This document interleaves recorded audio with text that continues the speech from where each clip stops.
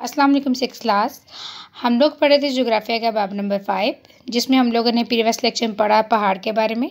यानी ये ऐसा नक्श होता है जो इर्द गिर्द की सतह से बुलंद होता है, लेकिन इसके ऊपर वाली सतह ढलवानदार होती है, यानी इसमें अप्स एंड डाउन होते हैं। इसके 3 अक़साम के बारे में हम लोगों ने पढ़ा कि इसके 3 अक़साम होते हैं: आर्टिफिशियल पहाड़, ब्लॉकनुमा पहाड़ और मरफूफा पहाड़। आज का जो हमारा टॉपिक है सिक्स क्लास, वो है सतह मुर्तफ़ा और उसकी अक़साम। तो सबसे पहले हम लोग उसकी अक़साम करने से पहले सतह मुर्तफ़ा के बारे में जान लेते हैं कि सतह मुर्तफ़ा होती क्या है।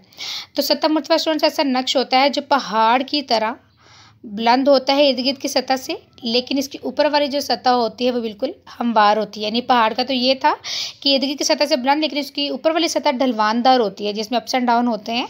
लेकिन सतह मुर्तफ़ा ऐसा नक्श होता है जो पहाड़ की तरह एकदम बुलंद तो होता है, लेकिन इसके ऊपर वाली जो सतह होती है वो बिल्कुल हमवार यानी प्लेन होती है।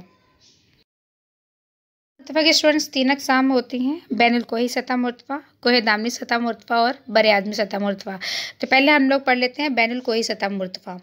ऐसी सतह मुर्तफ़ा जो 2 पहाड़ों के दरमियान में वाक़या हो, यानी ये भी पहाड़ आप देख सकते हैं, ये भी पहाड़ आप देख सकते हैं, इनके दरमियान की जो जगह है उसे हम लोग कहते हैं बैनुल कोही सतह मुर्तफ़ा। यानी ऐसी सतह मुर्तफ़ा जो 2 बुलंद पहाड़ों के दरमियान वाक़या हो उसको बैनुल कोही सतह मुर्तफ़ा कहते हैं, जैसे कि तिब्बत और बोलिविया बैनुल कोही सतह मुर्तफ़ा हैं।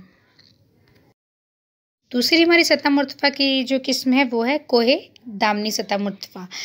दामनी मतलब दामन, यानी पहाड़ों के दामन में। तो ऐसी सतह मुर्तफ़ा जो पहाड़ों के दामन में वाक़या होती है इसको कोहे दामनी सतह मुर्तफ़ा कहते हैं।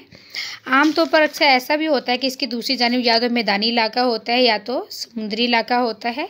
इसे हम लोग कहते हैं कोहे दामनी सतह मुर्तफ़ा, जैसे कि पैटागोनिया और कोलोराडो कोहे दामनी सतह मुर्तफ़ा हैं। तीसरी हमारी सतह मुर्तफ़ा की किस्म है बर आज़मी सतह मुर्तफ़ा, यानी चूँकि ये बर आज़मों के साथ जुड़ी होती है इसलिए इसको बर आज़मी सतह मुर्तफ़ा कहते हैं।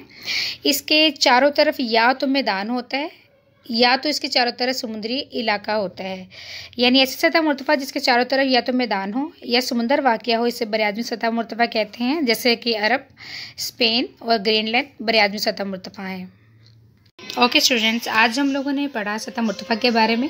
यानी ऐसा नक्श होता है जो पहाड़ की तरह बुलंद तो होता है, लेकिन ऊपर वाली सतह इसकी हमवार होती है मैदान की तरह, इसे हम लोग सतह मुर्तफ़ा कहते हैं। इसकी 3 अक़साम होती हैं: बैनुल कोही सतह मुर्तफ़ा, कोहे दामनी सतह मुर्तफ़ा और बर आज़मी सतह मुर्तफ़ा। पहली है बैनुल कोही सतह मुर्तफ़ा, यानी ऐसी सतह मुर्तफ़ा जो 2 पहाड़ों के दरमियान में वाक़या होती है। यानी ऐसी सतह मुर्तफ़ा 2 बुलंद पहाड़ों के दरमियान में वाक़या होती है, इसको बैनुल कोही सतह मुर्तफ़ा कहते हैं, जैसे कि तिब्बत और बोलिविया बैनुल कोही सतह मुर्तफ़ा हैं। सेकंड सतह मुर्तफ़ा की किस्म है ऐसी सतह मुर्तफ़ा जो पहाड़ों के दामन में वाक़या होती है, इसकी दूसरी जानिब आमतौर पर मैदानी इलाका या समुंदर होता है, जैसे आप देख सकते हैं पिक्चर में भी कि पहाड़ों के दामन में वाक़या होती है। इसकी दूसरी जानिब आमतौर पर या तो समुंदर हो सकता है या तो मैदानी इलाका भी हो सकता है। पैटागोनिया और कोलोराडो कोहे दामनी सतह मुर्तफ़ा हैं।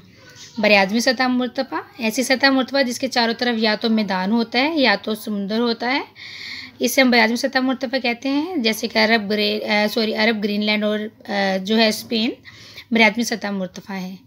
तो आज हम लोगों ने स्टूडेंट्स सतह मुर्तफ़ा के बारे में पढ़ा, उसके एग्ज़ाम के बारे में पढ़ा। तो जो टॉपिक आप लोग को करवाया गया है वो आप लोगों ने अच्छे तरीके से याद करना है।